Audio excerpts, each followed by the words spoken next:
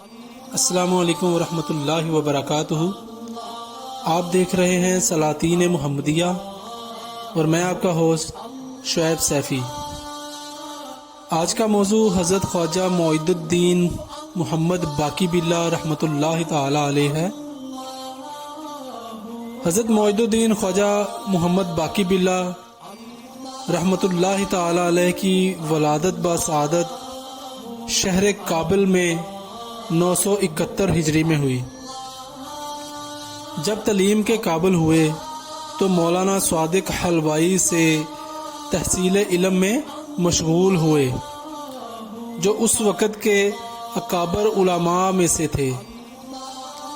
پھر انہی کے ساتھ عازم ماوراء النہر ہوئے اور صغر سنی کے باوجود اس دیار کے کثیر درویشوں کی صحبت اختیار کی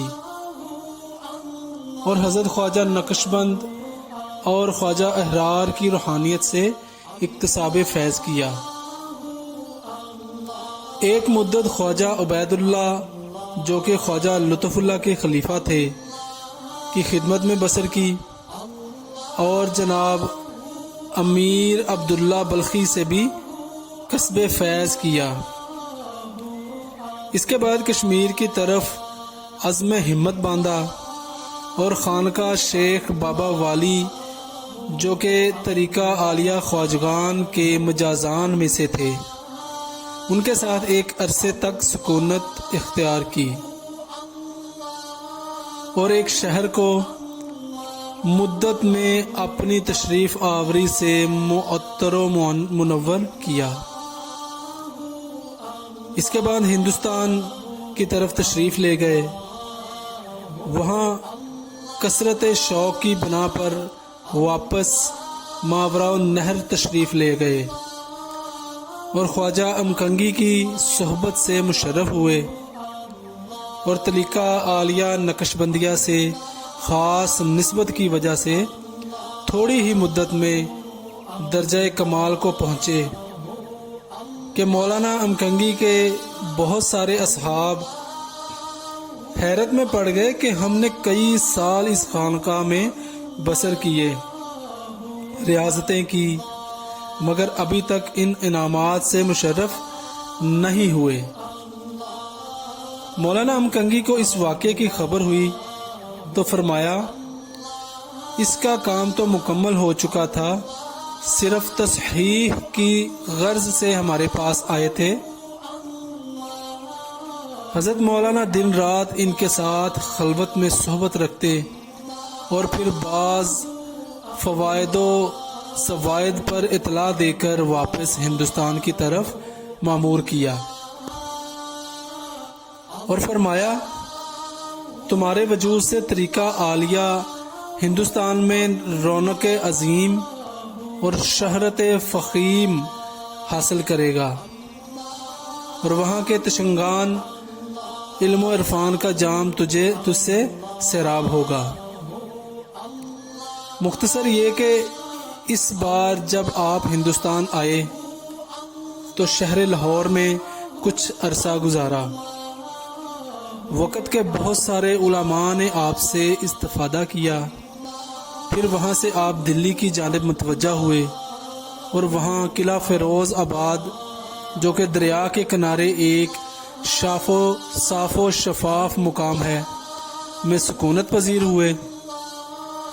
چونکہ خواجہ امکنگی کا ارشاد حکمت سے خالی نہ تھا، لہذا ایسا ہی ہوا اور آپ کی تربیت اکثیر نما سے کمالات مجددیہ کا ظہور ہوا اور انوار و برکات کا آفتاب شعاع بار ہندوستان میں نصف النہار پر چمکنے لگا۔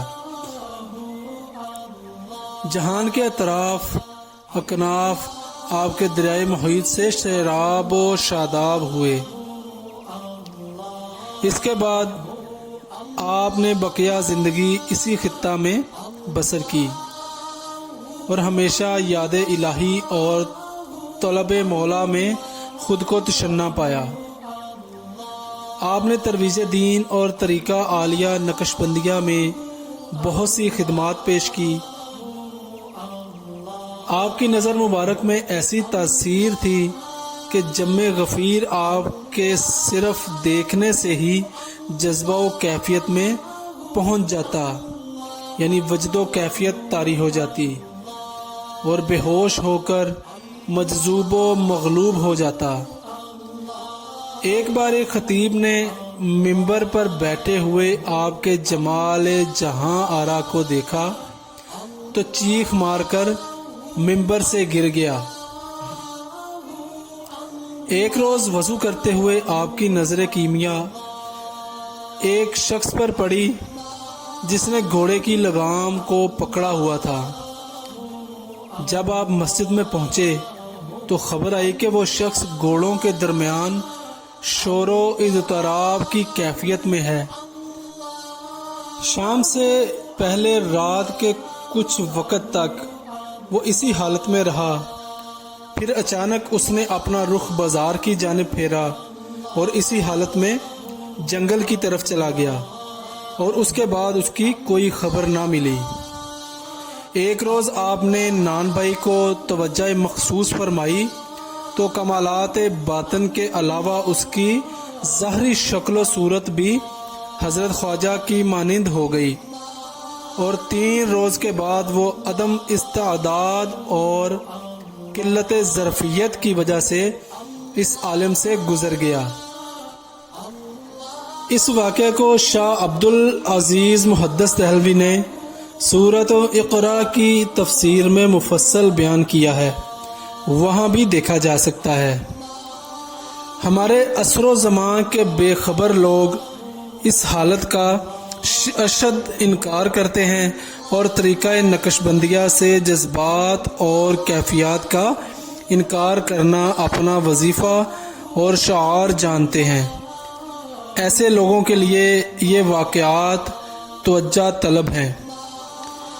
جب آپ کی عمر 40 سال سے تجاوز کر گئی تو آپ نے لوگوں سے میل جول کو ترک کر دیا اور منصب مشیخیت حضرت امام ربانی مجدد الفسانی رحمۃ اللہ تعالی علیہ، جو کہ آپ کے نائب مطلق تھے، کے حوالے کر دیا اور رفیق اعلیٰ کے انتظار میں بیٹھ گئے۔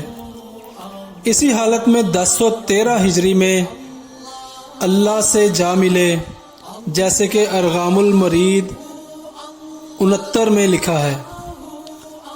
اور خواجہ محمد فضل اللہ قندھاری مجددی عمدۃ المقامات صفحہ 96 پر فرماتے ہیں کہ آپ کی عمر 40 سال سے تجاوز تھی۔ اتوار کے روز 20 جمادی الثانی 1012 میں عالم فانی کو ترک کیا اور دارالخلد کی جانب روانہ ہوئے۔ انا للہ و انا الیہ راجعون۔ آپ کا مزار پن انوار پرانی دہلی میں واقع ہے۔ امید کرتے ہیں کہ آج کی ویڈیو بھی پہلی ویڈیوز کی طرح آپ کو اچھی لگی ہوگی۔